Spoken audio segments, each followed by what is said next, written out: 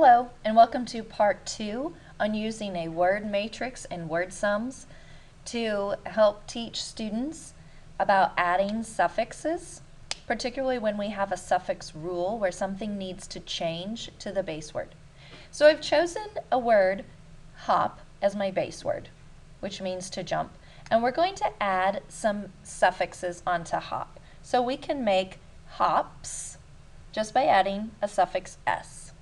So when we write the word sum, we write H-O-P plus S is rewritten as, and there's not necessarily anything that needs to change. This is just like it was in the first video where we just add the suffix and nothing needs to happen. So H-O-P-S. Now we can make the word hopping by adding a suffix ing. And this is where you can see where I'm headed, where we're going to have to teach the students about one of the suffix rules. So for hopping, we've got H-O-P plus ing. And what we do before we rewrite the word is we need to, what Pete Bowers calls, check the joins. So look where this is going to join and see if anything's going to happen. When I push these letters together, are we going to have an issue? So if you've watched my Naughty Vowels video, you'll see that I've taught students that when one vowel is one letter away from another vowel, that he gets mad and he pinches. So if we simply add the ing to hop, now this I is in a position to pinch. So he's going to reach right under that P, pinch the O. The O is going to scream his name and say, oh! And the word that we just now spelled is hoping. But that wasn't the meaning that we were trying to get across. We were trying to get hopping. So we asked the students, how can I keep this I from pinching? Well, right here he's too close. So what can I do? I can double the P to push him farther away. So when we check our joins, we realize that I is going to pinch the O. So I'm going to need to double the P. So I'm going to put my extra P right up there. And now I'm going to write it correctly. H-O-P-P-I-N-G. And the same thing is going to be true if we add the suffix ed, because I want to make the word hopped. If I simply add the suffix ed, I would have this word, H-O-P-E-D. And so I asked the students, do you have an opportunity for pinching? Is that O going to be happy and say ah like you want him to? Or is he going to get pinched? And in this word we can see the E is too close, so he's going to pinch him, and we've now written the word hoped. So what do we have to do? We have to double the letter in order to push the vowel farther away so he doesn't pinch. So the word then is hopped. H-O-P-P-E-D, hopped. And in this word, again, if you've watched the video on the short and happy vowels, this O is happy, so he makes his ah sound because he's closed in and there's not another vowel nearby. This, in the word hopping, this vowel, we hear the ah, so we know we want to keep him happy, which means there cannot be a vowel close enough to pinch. That's why we had to double the letter. And the same thing here, hopped. So the students can even check themselves. Is there an opportunity for pinching? No, I got rid of that, so he's still happy, hopped.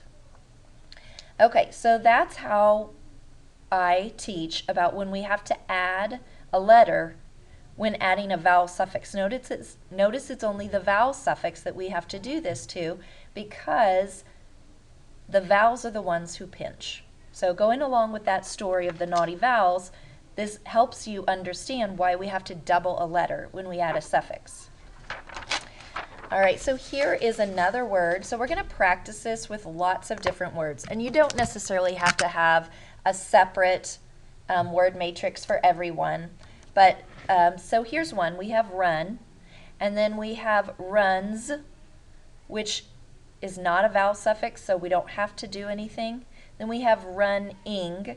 And so if I simply do run plus ing, I have to check my joins and look, do I have an opportunity for pinching? will this I pinch the U? Yes, he will. So what will I have to do to keep him farther away? Double the N. So I'm going to put that mark right here in my word sum sentence. So run, and then we rewrite it as R-U-N-N-I-N-G. All right, so when we're looking at these common suffixes, we have S, we have ing, and we usually have ed. But runned is not a word. So there are some words that when we put them in past tense, they completely change. We don't add a suffix ed to them. So runned is not a word. So we're going to cross that off and let us know we wouldn't say runned, we would say ran.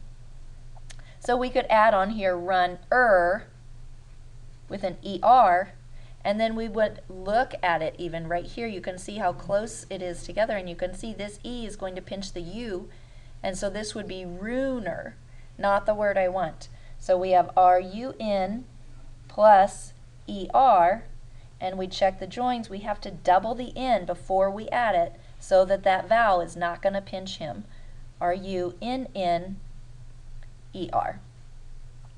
Okay, so that is what I would start with first when we need to teach a suffix rule about adding a vowel suffix. So it's that need to double the middle letter so that the vowel right here stays happy. So that's when you have a happy vowel in your base word. Now then, we also have words that already have pinching happening, such as the base word take.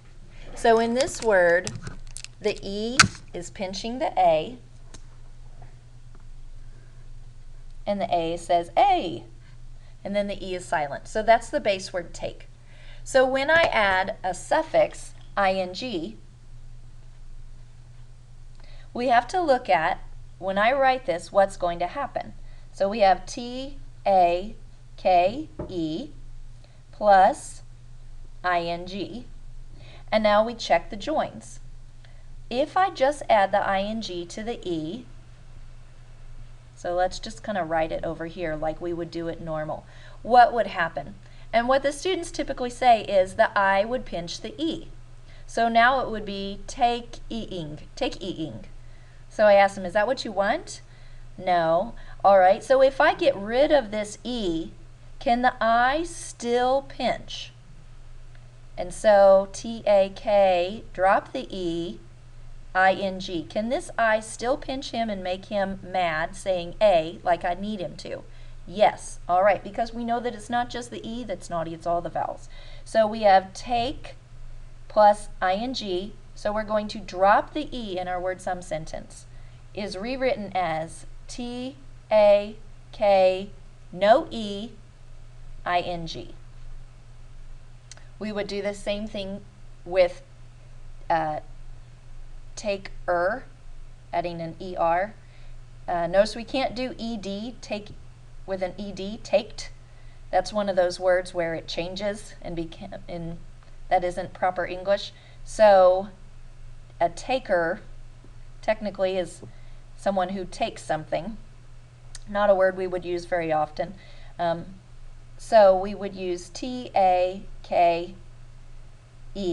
plus E-R. We would recognize, oh, I have two E's. What would that look like? T-A-K-E-E-R. We would pronounce that word take here. Those two E's would become the double E phonogram. So it would be ear, take here, and that's not what we want. So it would be drop the E. T-A-K, no E, E-R. I guess taker could be like a test taker. So that's not as far-fetched as I thought.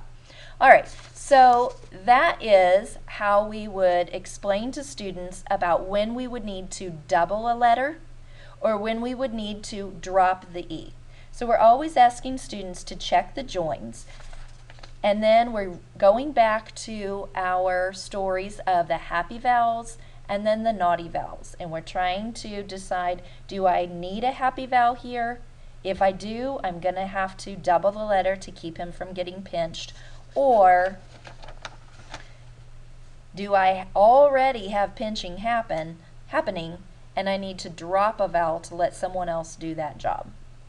So this is how I explain the two basic suffix rules of adding or doubling a letter before adding a vowel suffix and dropping the final E before adding a vowel suffix.